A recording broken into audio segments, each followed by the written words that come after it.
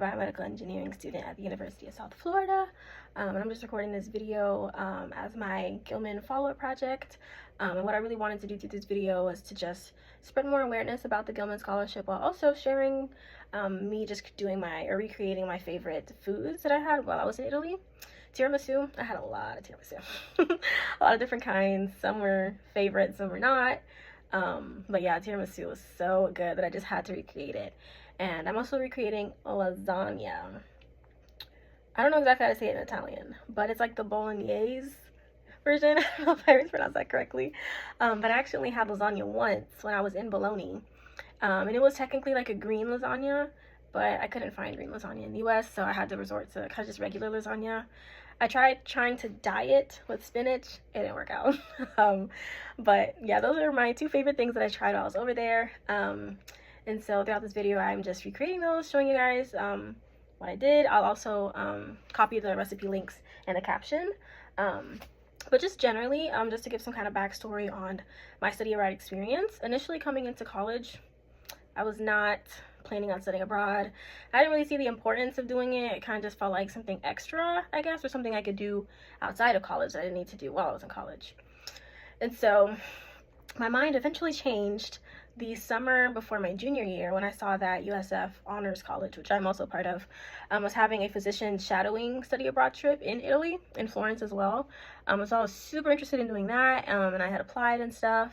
And when I applied and I spoke to one of our Office of National Scholars advisors, she told me about the Gilman Scholarship. And so at first I was a little iffy about it because I wasn't sure if I was going to get into the USF physician shadowing program. But we got an appointment set up, we started working on it, and I think we were probably already going through the process when we found out that the program got canceled, unfortunately. And so knowing I had already gotten started in the process, I started looking into some other kind of experience I could do in Italy because I always wanted to go there. And so we have like a general USF in Florence science program. There's other programs too, like business, psych, things like that, and obviously programs in many other countries as well. But I decided to do the USF in Florence science one to fulfill my biochemistry requirement, and just kind of do a STEM major for my degree program as well. And so, yeah, eventually I transferred over to that program, and me and my advisor, we were just working on it for months until it was finally time to turn in. I believe I was in the October cohort. I think I submitted it in October, I want to say, and then I got my acceptance in November of 2023, I believe. So yeah, that was really my journey. At first I was not for study abroad, but it was a great experience. The Gilman Scholarship helped out so much on top of financial aid at the school, and it was a great experience. I got to see Florence, I went to Bologna, we went to Venice, we went to Rome, we went to Naples, we went to Cinque Terre, we went to Monte Rosso, and another one. The beaches are beautiful, beautiful, beautiful over there. We went to see the countryside, we got to ride Vespas. It was a great experience. You go in on the train so many times. And I also got to take like a drug and behavioral abuse class, which was really informative, and it really opened my eyes to the difference in like healthcare concerns when it comes to the US versus Italy, or just Europe, I guess, in general, because there's a lot more smoking in Europe than at least what I'm used to in the US. So that was, I wouldn't say a culture shock, but it was surprising for sure. And you know, each country has their own challenges, I guess. But yeah, it was an amazing experience. I got to travel the world. I did get homesick for sure, and the time difference, the 6-hour time difference, was something, especially when it came into like talking to family, and just trying to navigate that. That was interesting, because for me, I'd be starting my day at like 8 a.m., you know, going to class, and it's 2 o'clock in the morning. For them, they're fast asleep, and then by the time I get back from class, taking a nap around 2, that's when they're waking up. And then it was something. But yeah, and then we did have to take like a 6-week class because it was a 6-week trip. So taking biochemistry in 6 weeks, wouldn't advise it, wouldn't do it again. I think biochem is a class you should definitely take over a full like 15-week semester. But it still went well. We still had an amazing professor, and he did his very best to keep us engaged, and to still try to teach us as much as we could in that accelerated timeline, but there was also Orgo 1, Orgo 2 that was offered for USF students to take as well. And there were a variety of students. We were based at the Florence University of the Arts, or FUA. And I think it's also called American University of Florence. But they were great. The school is nice. The campus is not like a, university campus where all the buildings are in one central location. Like, there's different buildings throughout Florence, but it's very walkable for sure. Like, my biochemistry class was like an 12 minute walk, I would say, and then my drug abuse class was like 10 minutes or less. And you really would get used to seeing like the same landmarks. You would see tourists there too. So it was really a cool experience. Hot, like any summer, I guess. And the flights were long, but I wouldn't give up that experience at all. I would definitely recommend the Gilman Scholarship for anyone who's interested in studying abroad, especially those who are Pell Grant recipients and are just need assistance for studying abroad, but also have enough, merit as well to kind of get that. So yeah, here is my tutorial. I'll kind of chat along with you guys still as I make my dishes or whatever. But yeah. So these are all the ingredients that I use to make the tiramisu. I'll get into each one individually as well, but this is just a general overview. So I use heavy whipping cream, espresso, already made, vanilla extract, mascarpone cheese, if that's pronounced correctly, some cocoa powder, granulated sugar, as well as some lady fingers. So I just added the heavy whipping cream according to the recipe. I whipped that in my stand mixer, and then I added some vanilla extract, and then I will also be adding some granulated sugar as well to sweeten it up a little bit, just bit by bit, so it doesn't all clump together all at once.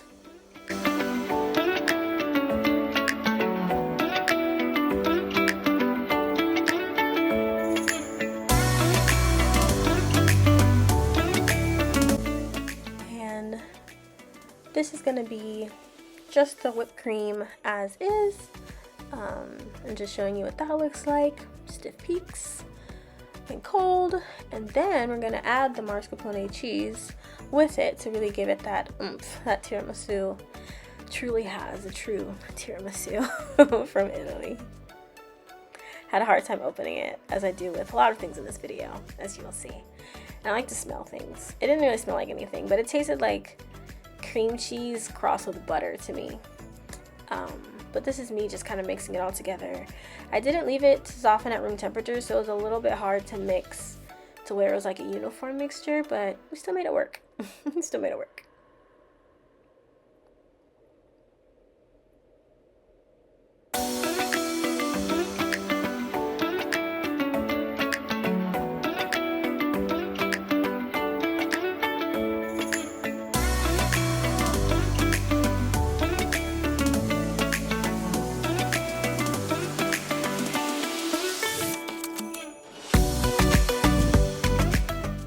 This is just the mixture overall with the mascarpone and the whipped cream, and then I'm gonna get to soaking or dipping the lady fingers in the coffee. Again, had a hard time opening that, but eventually I got it open, and these honestly soak up more coffee than I thought they would. Even with the dipping, like, they get soaked pretty quickly. So just keep that in mind, I guess. So you might end up needing more coffee than you think, but these are really quick and easy to dip for sure.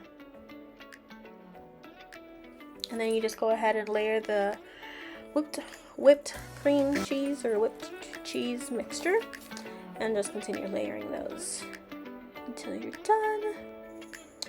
And then after that, you just do a nice healthy dusting of wonderful cocoa powder, and that's really it. Very quick, very easy, nothing crazy at all. I did have a lot of the whipped mixture left, a lot more than I anticipated. If I had a deeper dish, I would have just made a third layer because I had enough lady fingers to do so, but I did not, so yeah. And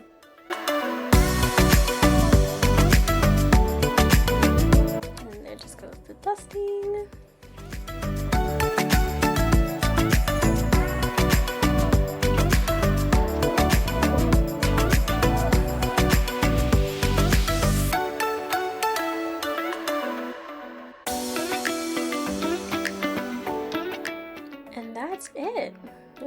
go straight into the fridge for a couple hours to set. I think I left it in the fridge for about 4 hours. And then I got started working on the lasagna. So these were all the ingredients that I ended up using, but I'll go into each one just a little bit as well. So that was my Parmigiano Reggiano cheese, some carrots, some celery, some red wine, it's pretty cheap, some ground beef, pretty lean, some pancetta, which was actually not enough, but it's okay, some unsalted butter, crushed tomatoes, some lasagna sheets, the spinach that I attempted to dye them with, some tomato paste, beef broth, and some milk. And a yellow onion that I forgot. And then so here I am just trying to dice up the veggies. The recipe asked for them to be minced, but I'm not a chef, so I kind of just went with diced, because I don't mind the veggies and seeing them and tasting them and stuff, so I figured that was okay, hopefully.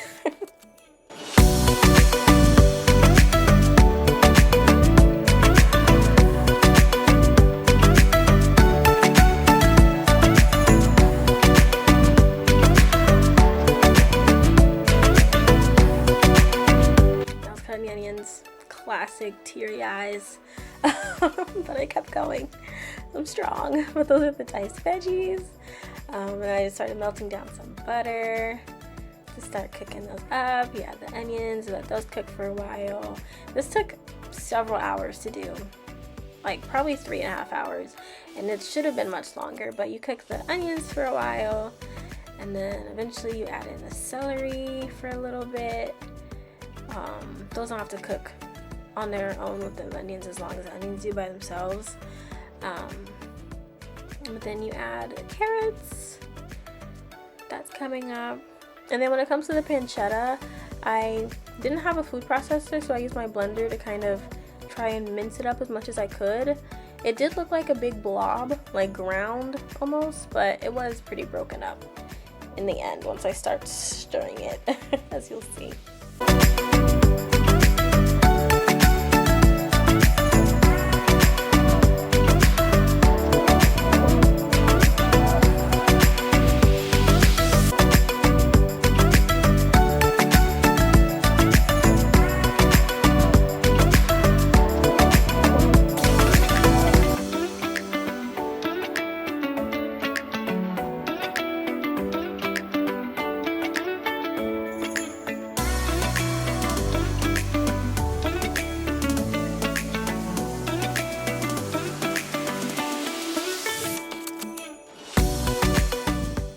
This is me grating the cheese. It was a little awkward trying to hold my phone in the meantime, but that's how it looked. And then with the ground beef, you put a hole in the center, or as good of a hole as you can put in the center, and then you just do the ground beef in like 3 chunks, or like you'd split it into thirds, and then you cook each third on its own.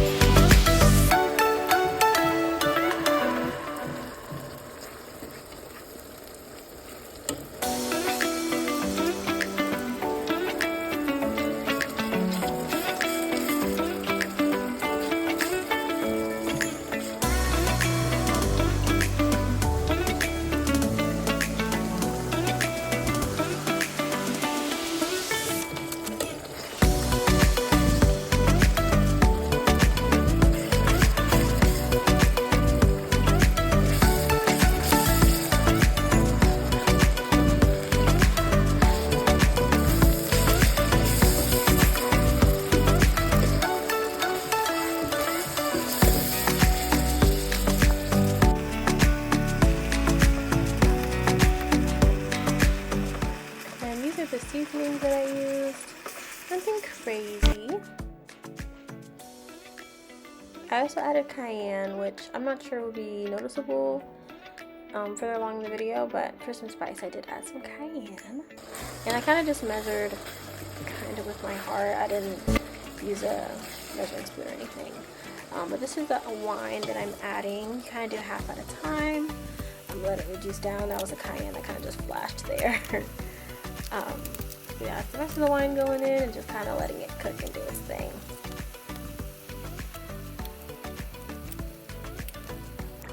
There was definitely a lot of wine when I went to Italy, like wine bars.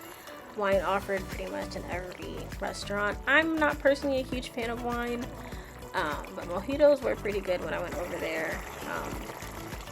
Yeah, and oh my gosh, I almost forgot my favorite spot in Florence. It's called Vespe Cafè. Their brunch pancakes were absolutely amazing.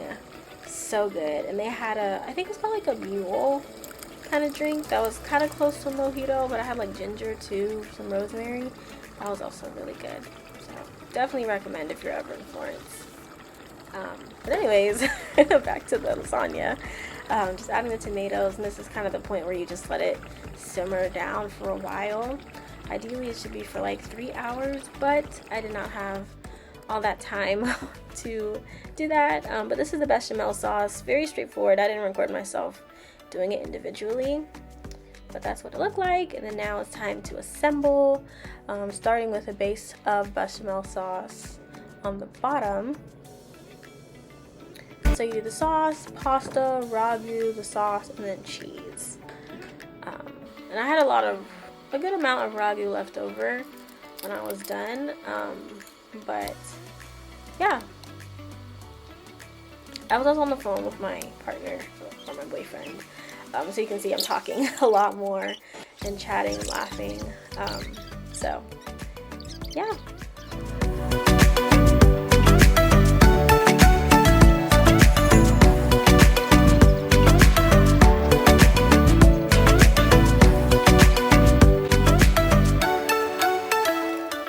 I did have to break up the lasagna a little bit. Hopefully that was not a major sin in the Italian world, but it would have fit. And I had kind of pre-moistened most of the sheets, but some of them I didn't get to, so it kind of cracked a little, but I think it was fine in the end.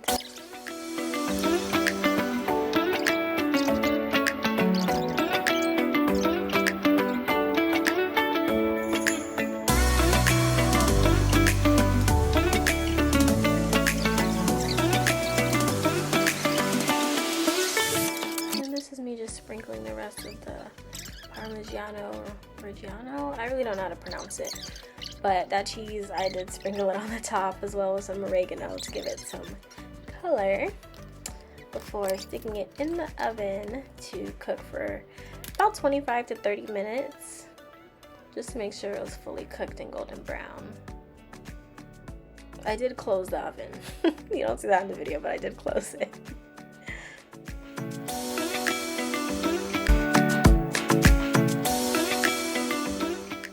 That was it. That was me taking it basically fresh out of the oven and plating it. It was actually really good. It looks like it's simple to make, but it does take some TLC. This is a tiramisu after it's set for a couple hours. So good. The mascarpone adds just a different level of flavor. So yeah, that was it. Okay, so I'm back again after watching the whole tutorial. The food was really good. I couldn't really compare it to the green lasagna that I had. It was just so good. I think I might be able to find the shop name and include that in the caption. But another place I should mention is Mr. Pizza. Their pizza was so good. I don't remember what the name is of the one that I used to get, but it was so good. I would have vacated pizza because I did eat that way more than I had pasta, but I didn't want to. I felt like lasagna would be easier to not butcher, so I just stuck with that. But yeah, some other tidbits. I went to like my go-to store. It was the Conad. They were like two super close. Everything is in Italian, but there's a lot more English speaking, like, I don't say English speaking people, but like there's a lot more English in Italy than you think. Like, I did not have to learn any Italian for real. Like, I got around pretty much everything without it. The websites translate, getting the train, getting on and off was fine. Navigating the grocery stores. I mean, all the products are in Italian, so like I had to look up kind of what fabric softener was because I wasn't sure, like, is this fabric softener, is this something else? But you can generally get an idea for most things over there. But yeah, it was a great experience overall, and I truly do recommend the Gilman Scholarship to anyone who is eligible. The process just involves writing your follow-on project and 2 other essays. And they use those essays as well as information about the trip, information about you as a student to determine whether or not you get the award. And they use the estimated cost of the program to decide what to give you. But it is a large chunk, at least from my experience, of what the cost would be. And so I don't regret it at all. I'm so grateful that I had an advisor who knew about it, who had experience, you know, having students win that award. And I'm just so grateful that the Gilman Scholarship even exists. It truly did help out so much, especially with how competitive the scholarships at my university are when you consider all the students in the university. I mean, just a way more limited amount of funds than the Gilman Scholarship program has. So definitely check that out if you can. Definitely go to Italy if you can. I'm a big Italy fan. You know, some people went to like London or like Germany. Greece would have been really cool, but for me, Italy was a place to be. I loved being there. I felt safe. It's a very walkable city. You just walk everywhere. Initially, I was hesitant to kind of be going out by myself. I didn't really go out. I wasn't really a nighttime kind of person. I just went to class and, you know, the trips that we went on. And sometimes we'd come back a little late. Like, there was one time our train was delayed hours. So we got back pretty late, but we never had any issues, you know, with anybody. Everybody was kind. The professors were kind. The FUA staff was there to help us. And so it really was a great experience. So if you're ever looking to study abroad, definitely connect with Gilman. And they have their own advisors too if you have any questions for them. There's the alumni network. You get non-competitive eligibility for government jobs for a year after you come back. There's a whole alumni network where you can, you know, network and just connect with other alumni who went to, you know, Europe as well or other continents. And it's just great. So 10 out of 10, thank you for watching the video and kind of just learning more about me and my study abroad experience. And yeah, go Bulls! Yeah, yeah, yeah.